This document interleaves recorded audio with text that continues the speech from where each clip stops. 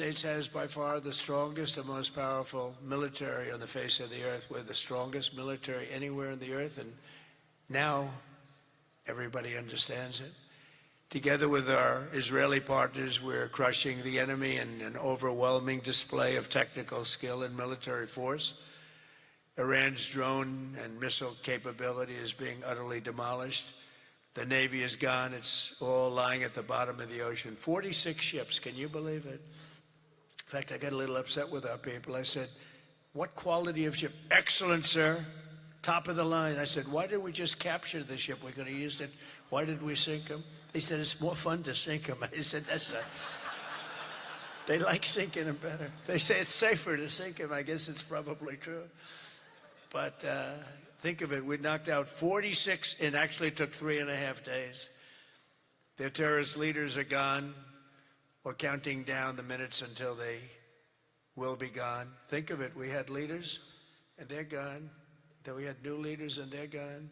And now nobody has any idea who the people are that are going to be the head of the country, and will not relent until the enemy is totally and decisively defeated.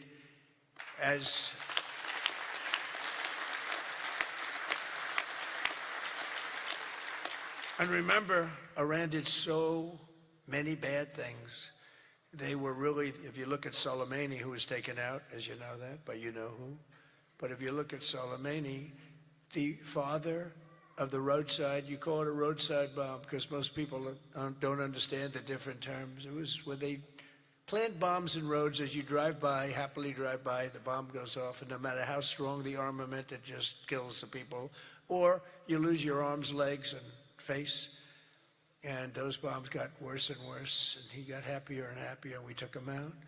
That was a big thing because he was the head. It might have been a much different story. They may have been much more capable than they are had he lived, because he was capable. He was vicious, violent, and capable.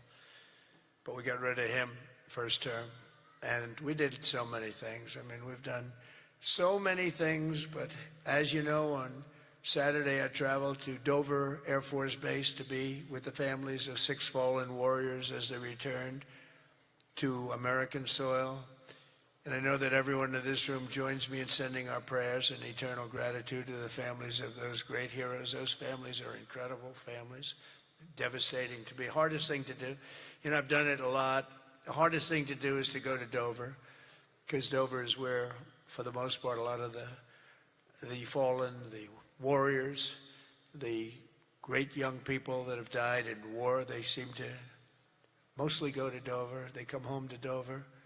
Dover does a great job of handling things. They have men assigned to the family. They have men and women that are incredible, assigned to the families. It's a beautiful thing, but it's also a very sad thing. But they all said one thing to me: make sure you win, sir. Make sure you win. They weren't playing games.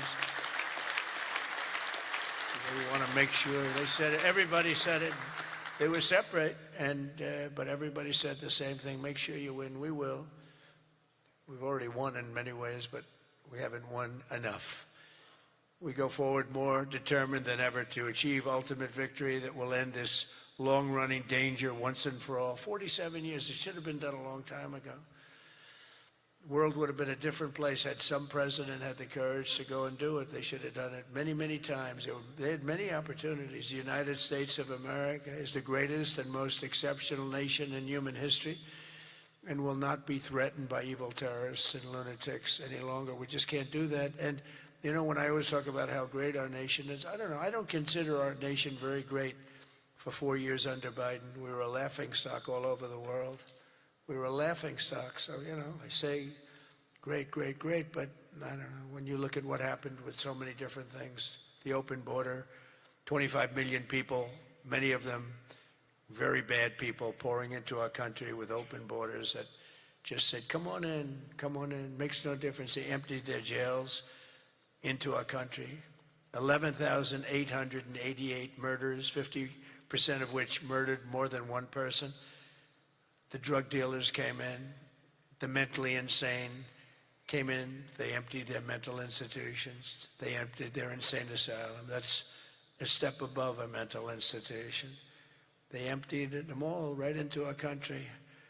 And we've done a great job of doing what we've done. Think of it, we have the lowest crime rate that we've ever had. We have the lowest murder rate in 125 years, and we're saddled with all of the problems of the criminals that were let in. You know, look, they're smart people. I know the people that run those countries, every one of them, and they're all streetwise, very smart, and I would do exactly the same thing. They emptied their jails into our country. I said that was going to happen when I heard that they were having open borders. I didn't believe that they were going to happen. When I realized that they actually were going to have open borders, I said, we're going to have every person in jail. We're going to have every drug dealer. We're going to have all these countries all over the world. The Congo, they emptied their jails all the way from the Congo to all parts of South America, Asia. They sent in their people in jail, murderers. Some of the worst people on earth got sent into our country. And I'll tell you what, ICE is unbelievable, what they have to put up with and how tough they have to be. That goes for Border Patrol, and it goes for law enforcement, our law enforcement people. But sadly, even as our service members are fighting bravely to protect America abroad, the Democrat minority in Congress is deliberately sabotaging our national security at home. And you're going through it right now, fellas. I mean, you're going through, it's not even believable. You know, we should be very safe right now, especially when we're attacking somebody that's evil, bad intention. But last week, 53 House Democrats voted against a resolution affirming that Iran remains the world's #1 state sponsor of terror. Who the hell would do that? I mean, almost every act, whether it's Hamas or Hezbollah, no matter what, you take a look, it's Iran or Iran-sponsored. And even more outrageously, as we speak, Democrats have shut down the Department of Homeland Security. They've got it shut down. Do you believe it? Right now. Because they care more about amnesty for illegal alien criminals than about protecting the lives of American citizens. I mean, take a look at it. The American citizen is being scoffed at by Democrats. It doesn't make sense. None of this stuff makes sense to me, you know, when they sat and they wouldn't stand up for incredible people. They just refused to clap, stand up. By the end of the speech, by the way, they were all standing because somebody was passing them. No, you people are getting killed tonight. They were all, they'd stand up for everything I was saying. At the end, that last half hour, they were standing up for things that they shouldn't have stood up for because they got the word, you're getting killed tonight. Stand up and clap for the woman that just lost her daughter, please, to a violent criminal. But Democrats must vote immediately to reopen the Department of Homeland Security so that we have the resources to keep America safe.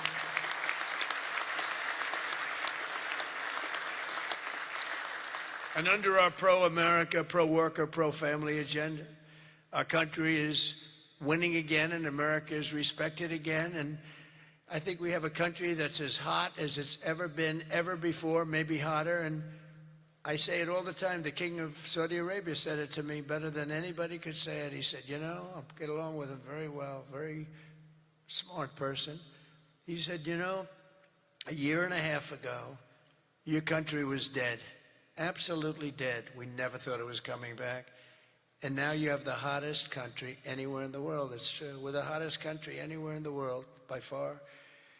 And that's before we showed off our military strength with Venezuela and now with Iran. You know, Iran was supposed to be this big, powerful country. We wrapped the hell out of them. And, you know, I don't know when they cry uncle, but they should have cried it 2 days ago, right? But they don't have anything left. In our country, inflation is plummeting. Incomes are rising. The economy is surging. Our border is the most secure at any time in American history. And the murder rate is the lowest in 125 years. That's before my father was born. My father was born 6 years later than that. I don't know if he'd like me to say that. Never liked to talk about his age. He said, don't talk about that. But think about 125 years ago, 1900, the year 1900.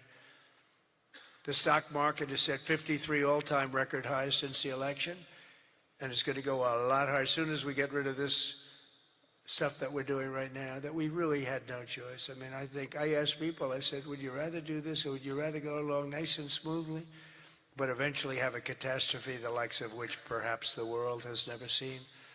And just about everybody says, except for lunatics said, no, you had to get it done.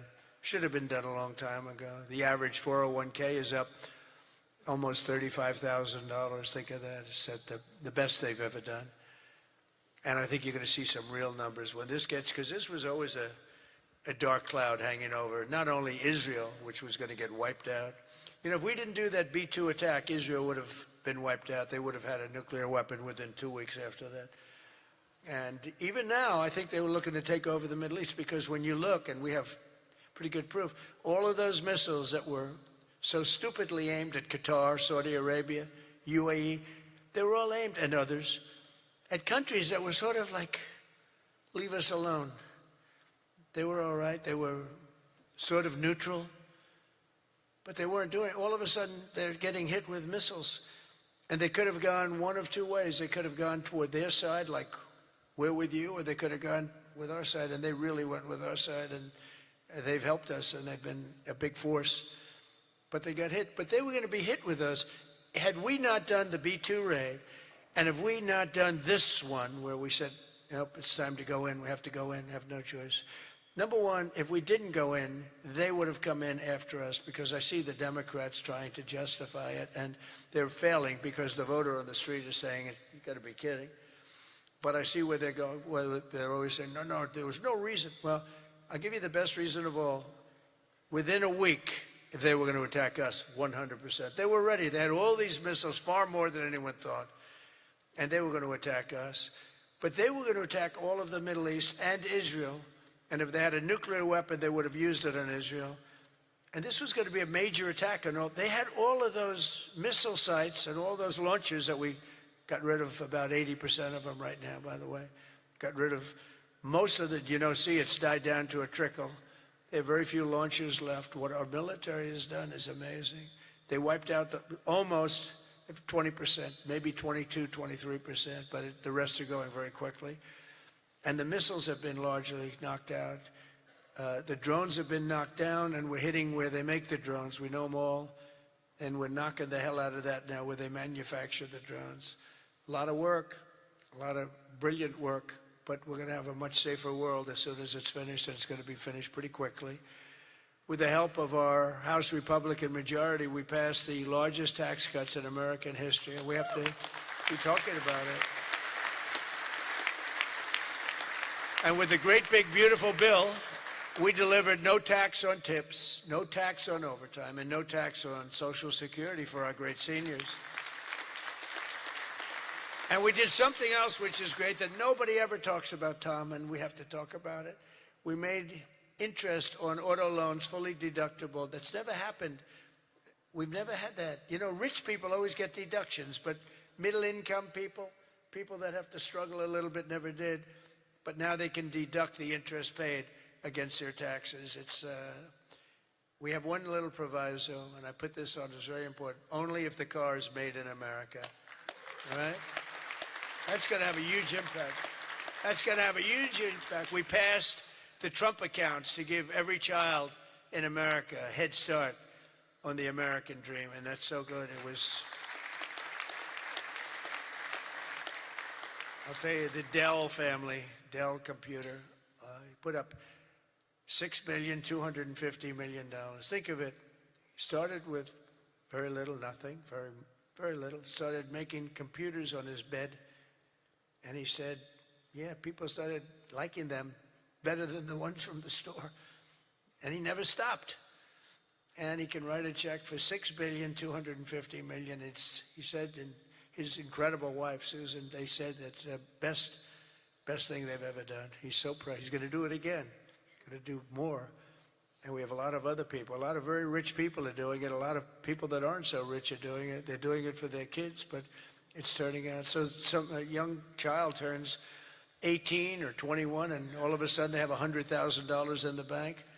What a difference that is between having that and having nothing.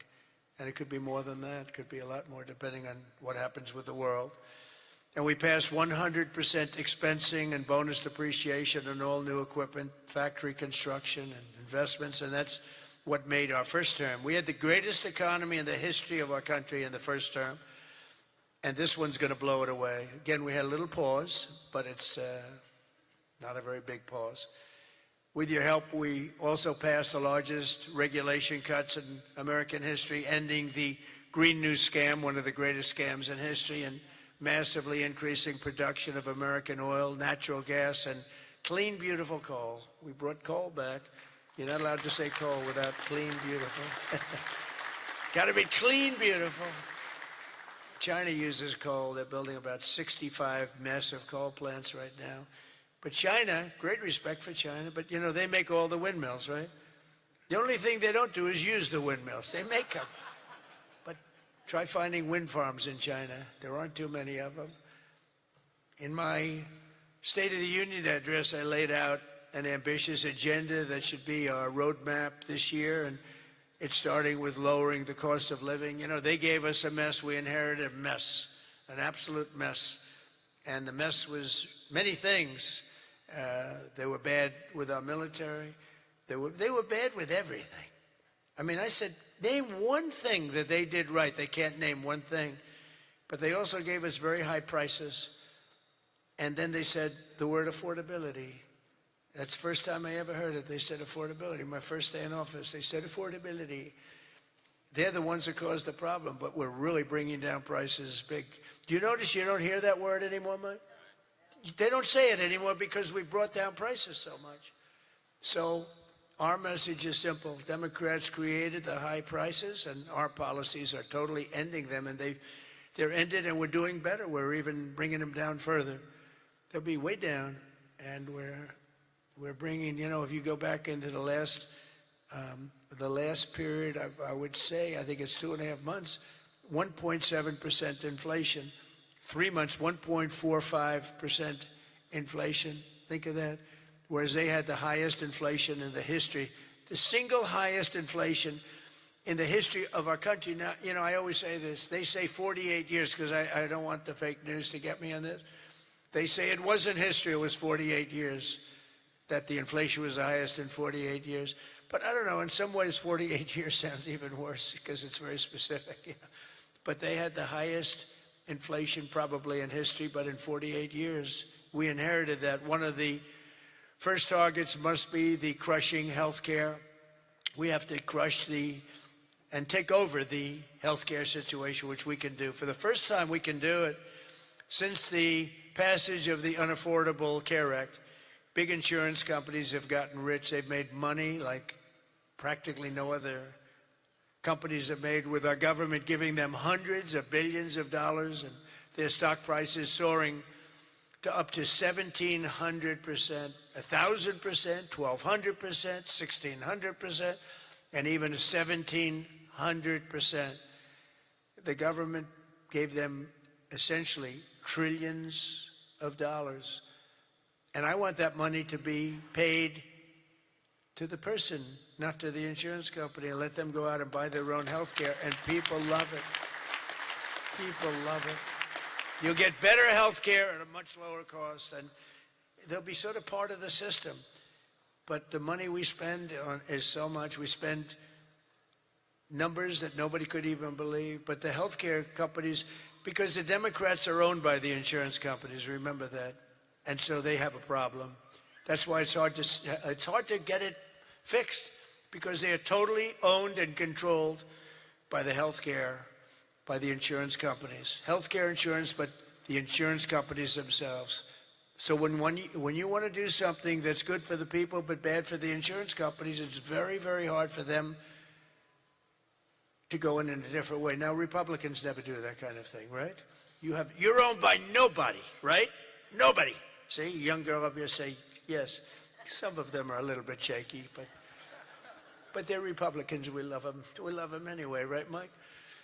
But they are owned by those big, powerful insurance companies that are making a fortune, and it's hard to get them to do the right thing. They know what the right thing is. So we want the money to be paid directly to the people and let the people go out and buy their own health care, and people love it.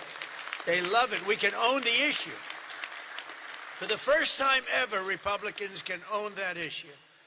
I'm also asking you to take swift action to codify my most favored nation policy on drug prices, the biggest. That alone should win the midterms. We have And I tell this story all the time. My first term, third year, I actually had a slight, it was 0.25% decline in drug price. First time in 28 years. I was so proud. I went home, told our great First Lady, who's now a movie star, I got the biggest, can you believe this? That movie was hot. And it is hot. She became a movie star. It was a good movie. But I went home and I said, you know, it's amazing. We do so well. We work so hard. This issue is the single biggest issue. Okay.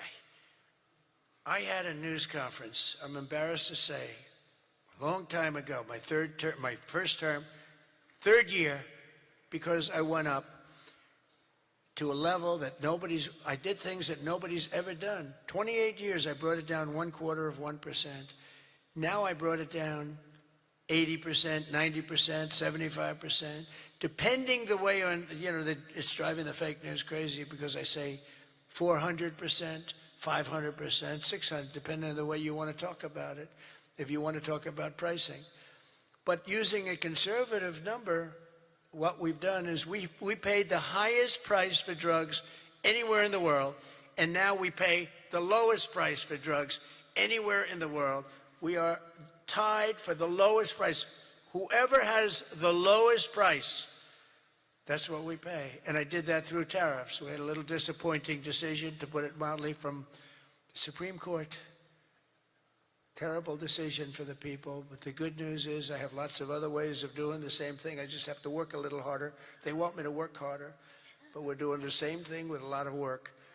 But I used tariffs to get this because I went to other countries. The drug companies were not easy, but I got them. And I said, we're not paying. We were paying for a pill $130 that in London and Germany and different places you'd pay $10. So we were paying 13 times more. They're paying $10, we're paying $130. And the drug companies, I called them in. We had a rough time, but it wasn't that bad. And they agreed because they knew that I couldn't get the countries. You had to get the countries to approve it. And I called up, and you've heard me say this a couple of times, not often, but I called the countries up. I called up France. I said, Emmanuel, you have to cut your good friends from America a reasonable deal. What's happening is you are paying a tiny fraction for drugs. No, Donald, I cannot do anything about that. I said, you can. He said, no, I will not do it. I will not do it. Because he'd have to raise his pill from $10 to $20 and maybe even $30. Ours would come down from $13, $130 down to $20. Think of that, from $130. That's what you're going to get, from $130 to $20. But he has to double his price from $10, and they were the boss. I said, no, you will. No, Donald, I cannot do that. And I heard this from all the other countries, too, very elegant people. And they were saying, no, we cannot do this. We will not do this. I said, yes, you will, 100%. No, we will not. Because, you know, they have to double up their prices. And I said, well, here's the story. If you don't do it, I'm going to put, in the case of Emmanuel, I said a 100% tariff on all wines and champagnes coming into the United States. No, Donald, you cannot do that. I said, I've already got the legislation. It's right in front of my desk. I'm going to sign it. Emmanuel, he said, Donald, I will agree to this. So he agreed. Everybody agreed. I got every country to agree. And now you've done something that no other president could have done. No, I don't want to brag. But, you know, they've said this about a lot of things. No other president could do some of this shit I'm doing. No other president. The things I'm doing, nobody else was going to do it. They say it all the time, sir, could you do this? You're the only one can do it. But we got it done, and we got the countries to all go along. Because I said, if you don't do it, I'm going to raise your tariffs to 200%, to 150%, and that's 10 times more than I'm asking for. And every single one, if it took me 5 minutes, that was like a long time. I was doing badly with that one. So now we have most favored nation pricing into permanent law, and you should codify it. But I don't care that much about codifying it, because what politician is going to agree to increase drug prices by 500%, okay? So, but it's still good to have it codified, don't you agree? You know, they're saying, sir, we have to codify it. I said, that's okay, but I'm not. Other things you should codify. That I can tell you. This one, you should codify because you want to take credit for it. You want to take credit for it. So if you can, please codify it. Get out there and codify. You're getting an 80%, 85%, 55%, 70% reduction in drug prices. Codify it. But if you don't, no president's going to raise it, in my opinion. Although they are crazy, you know, these people are crazy. They could find a way. You better get it codified.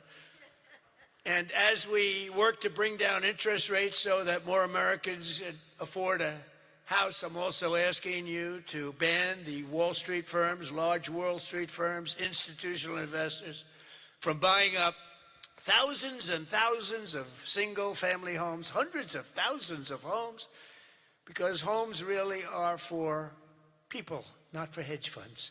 We want to get the market out so they can do it, and we're stopping it. We want people to be able to buy a house. It's the American dream. Buying a house is a part of the American dream. And we must also stand up for the safety of our citizens. One of my guests at the State of the Union was Anya Zurutska, the mother of beautiful 23-year-old Ukrainian girl who was stabbed to death on a train in North Carolina by a deranged criminal, arrested more than a dozen times. And I had the mother, as you know, at the State of the Union, and she was devastated. Beautiful woman, devastated, uncontrollably devastated. And we couldn't get one Democrat to even clap. The Republicans clapped and went wild, and they loved her. Not one Democrat in that whole room even thought about clapping. They sat there frozen-faced. Disgusting. House Republicans should get every member of Congress on record and pass a tough new crime bill that imposes harsh penalties for dangerous repeat offenders, which this nut was, cracks down on rogue judges and prosecutors, and ends no cash bail once and for all. No cash bail is a big part. I mean, you have a man murder somebody, and by that afternoon, he's out on bail. No cash bail.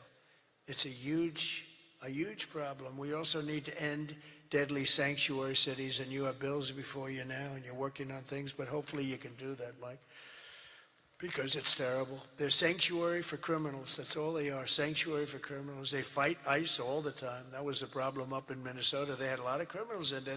They wouldn't give it to us. And to stop illegal aliens who cannot even speak English from driving 18-wheel tractor trailers. They have no idea what they're reading. I wouldn't be able to do it in their countries. There's arrows, and there's speed limits. They have no idea what they're reading. And in many cases, they're on drugs on top of that. We need to ban any state from granting commercial driver's licenses to illegal aliens. Have to do it.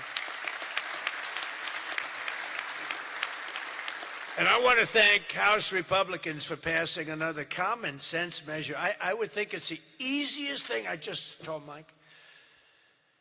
You know, you were at $19 million. I have to say this because I've never contributed. I was a huge contributor for years and years. Once I became president, I never contributed any money because the greatest thing about being president is I no longer have to contribute. Nobody ever asked me for money. They asked me for my endorsement. I've endorsed just about everybody in the room. But keep winning, right? Yeah. 124-0 this Tuesday. 124 wins, no losses. Is that good? And there were some rebels. We endorsed a few rebels, right? A few that Mike was saying, it's going to be a tough one. But we're 124-0. But as president, nobody ever asked me for money. And as president, you know, like as president, you sort of don't make campaign contributions. It doesn't even. But I heard you were at $19 million today. I said, has that ever been done? No, sir, it's a record. But 20 would sound better, right, Mike? Yes. He said, I'm going to give you $1 million. It's the first time I've done it. I never did it before. I never did it before.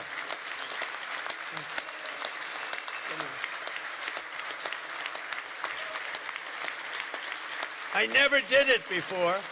Now I'll be hit up by every political group, every Republican running. Sir, can I have some, give me a little cash. I'll have Emmer come up to me and say, how about a little cash for my campaign? I will no longer have the excuse that as president, Anyway, no, but we had to hit the 20, right? We had to hit the 20. That was a hell of a thing. You beat it by a lot. You beat the record, the previous record by a lot. But I want to thank House Republicans for passing another common sense measure, to me the easiest of all, the Save America Act, to protect our sacred American. Look at this.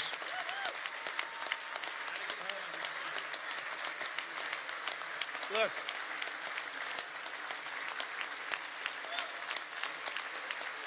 It's the easiest thing we have. I can't, it's the easiest thing we have. Now, the problem is you call it the SAVE Act, and nobody knew what the hell the SAVE Act. Have you been seeing, I've been working overtime the last month. It's called the, capital the Save America Act. And I saw Schumer yesterday, we will stop Save America. He's getting killed. They can't do it. And then the things within the Save America are so good. But just the title. So we had that with MAGA. Greatest name of all time. Make America Great Again. MAGA. It just worked. You know, I had something, Keep America Great. It was good, but it didn't have that MAGA. You know, there was nothing you could see. I had CAG.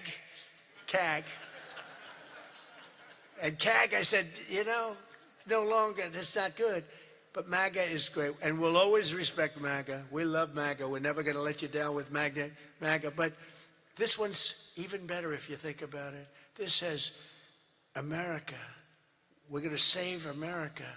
The Save America. How can they fight us? The Save America Act. And I've watched them. I watched Schumer, who's horrible. What a horrible politician. He is now a Palestinian officially.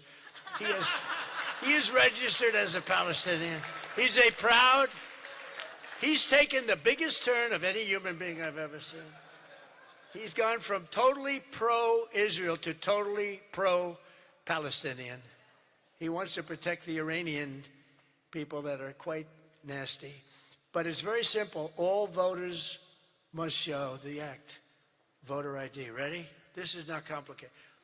Voter identification. Now, I have a whole list, but I don't want to put. I have like hundreds of things on the list. If you go shopping, if you do this, if you buy a car, if you license a car, if you point to everything you need to have identification. So all voters have to show identification, ID. All voters must show proof of citizenship in order to vote. So you have ID and you have citizenship. So far, good. No mail-in ballots except for illness, disability, military, or travel. Mail-in ballots are a disaster.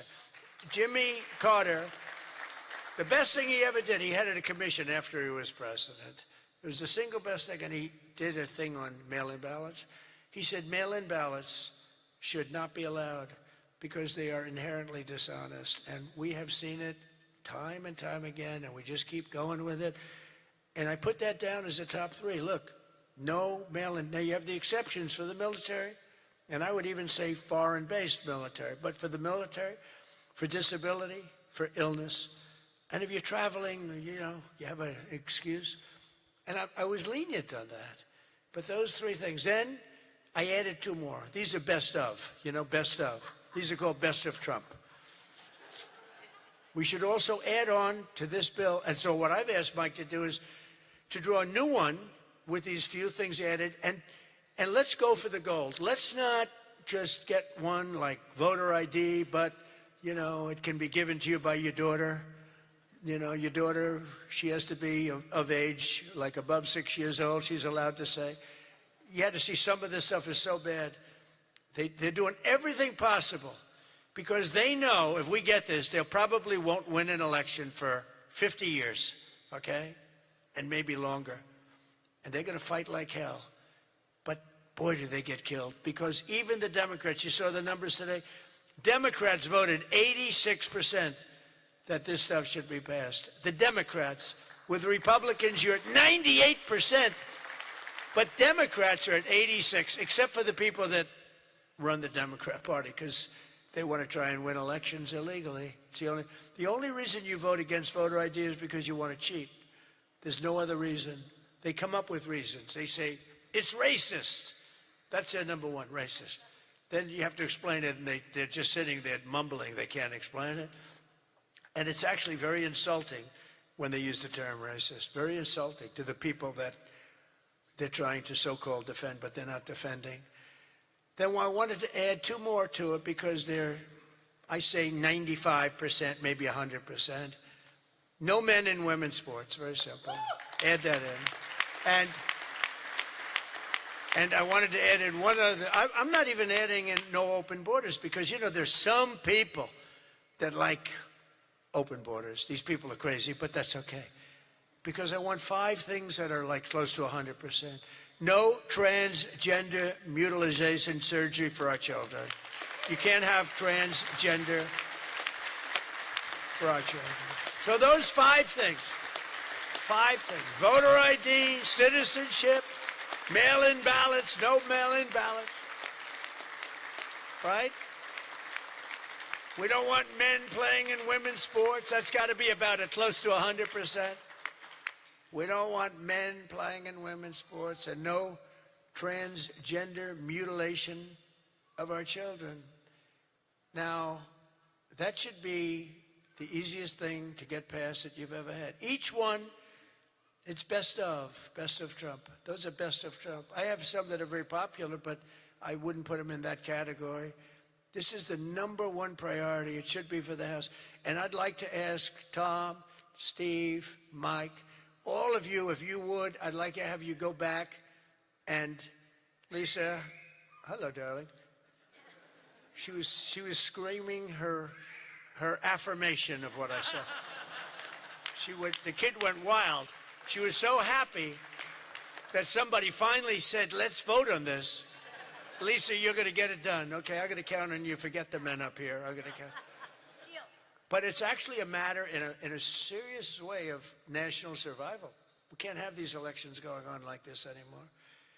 You know, you use paper ballots. If right now they have watermark, it's so safe, it's so good. You put it gets under a light. It says, you know, a code. It's very, very hard to cheat. Another thing, and I don't even bring this up, it costs 7% the cost of those crazy machines. You know, I love the machines where they get the machines, they spend all this money, and they announce during the election that the tabulation will go along for another 3 weeks. Right? With mail-in voting, you know, there's not a country in the world that does mail-in ballots anymore. They tried it. France tried it. It failed. They go to paper ballots. They're all doing paper ballots right now. Most of them are doing paper ballots, except us. And nobody is doing what we're doing. And there's no elections so corrupt as the elections in the United States of America. And we can solve them with this. And the reason I put those other 2 that have not much to do with it is because they are equally popular, and I think it might help us. And for those people that like Pfizer, I said maybe you put them together because a lot of people feel very strongly about Pfizer. Some people don't, but the people that want it, they really want it. And generally, for whatever reason, they're opposed to what we're saying about, you know, about the ballots and about citizenship and all of those things. And so put them together and you might get a vote, but we have to get it done. And then we have to get the Senate to do it. But if you could send a bill up to the Senate, we're going for the gold. We don't want what was said. The SAVE Act, it was all right. Nobody knew what the hell it was, including me. I kept saying, what's this? Save America Act. Don't ever say SAVE Act again. It's a loser. The SAVE Act. Nobody has any idea what are we trying to save? It's the Save America Act. If you could send it up in full form, meaning just straight, we will, I think the Senate has to approve it. I really do. I think, and they're going to have to go the filibuster, and maybe it's going to be the talking filibuster like the old days, the great Jimmy Stewart, right? Remember the great movie, Jimmy Stewart? But they have to get it done, because if we don't get this done, if it takes you 6 months, I'm for not approving anything. I'm for not approving anything. I don't think we should approve anything until this is approved. And they can't win politically. Look, you have them in a corner, and they're listening to every word I'm saying, and it doesn't matter, because they can't win it politically. Because when they say, we don't want voter identification, we don't want proof of citizenship, all these things are just losers for them. And they won't be able to withstand it. Just like at the State of the Union, they started clapping at the end. I said that. And the reason, because politically, you have to stand for these great people that were being. And the word came out from people watching it on television, you guys are getting killed. And this is an even bigger example. So if I could ask the people in this room to go for the gold. We're going for the gold. We're not going for the bronze. We're not going to sign a watered-down version like has been sent up there. Let's go for the gold, and let's just not accept anything else. I'll tell you what, I'm willing to just sort of say I'm not going to sign anything until this is approved. I really am. That's how bad it is. And we're going to have to push the Senate, because you have 4 or 5 senators that are, I don't know, 4 or 5 Republican senators. You'll have to explain them to me, but we're not going to get into that. But we're going to push them to get it done, because I don't think you can politically exist if you're not going to do voter ID and these things. I don't think the people in this country will stand for it. So I'm making my biggest plea tonight. It'll make you, and I'm not doing it for this reason at all. It'll guarantee the midterms. It'll guarantee the midterms. If you don't get it, big trouble, my opinion. If you get this, your midterms, and they know it. For 2 reasons. Number 1, they won't be able to cheat. And number 2, the people are demanding it. Every time I go out, Save America, sir, Save America Act. We want the Save America Act, sir. That's all they talk about. They don't talk about housing. They don't talk about anything. That's what they talk about. And if you send it up that you're going to win the midterms at levels that you can't even believe, and you're going to win every election for a long time until somebody really screws things up, and hopefully that won't happen. But I've never been more confident that if we keep these promises and deliver on this popular agenda, the American people will stand with us in overwhelming numbers, just as they did in 2024. I heard Mike say it's actually 78 million votes, but it was actually 86. You know, they cheated like hell on the list, but it was too big to rig. Remember? I won 3 times.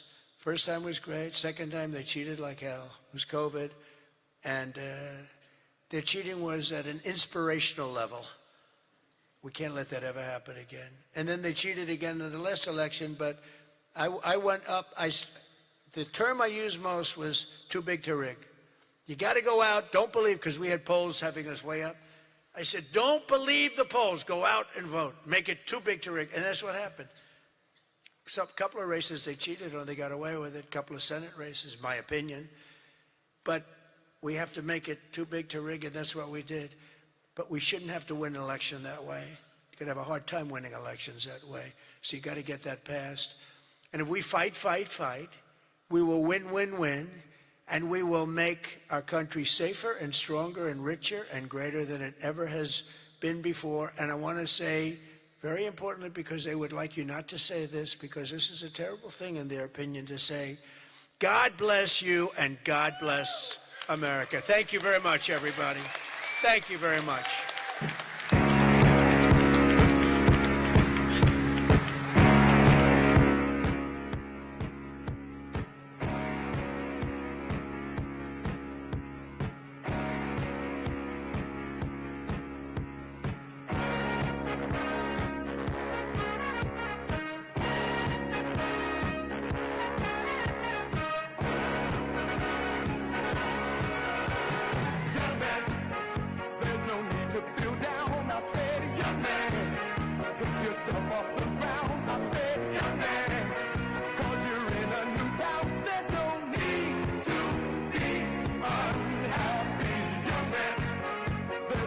You can go, I said, young man. When you're short on your dough, you can stay there, and I'm sure you will find